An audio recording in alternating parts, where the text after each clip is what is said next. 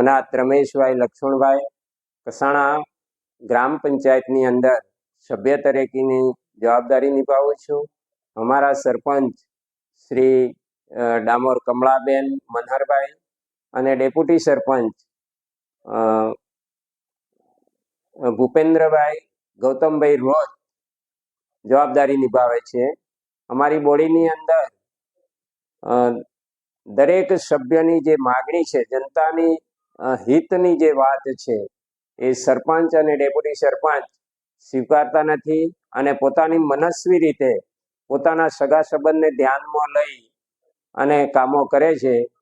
એ તમામ સામે અમારા બોડીના 8 સભ્યોનો વિરોધ છે અને અવિશ્વાસની દરખાસ્ત અમે તલાટી શ્રી જોડે માગી છે।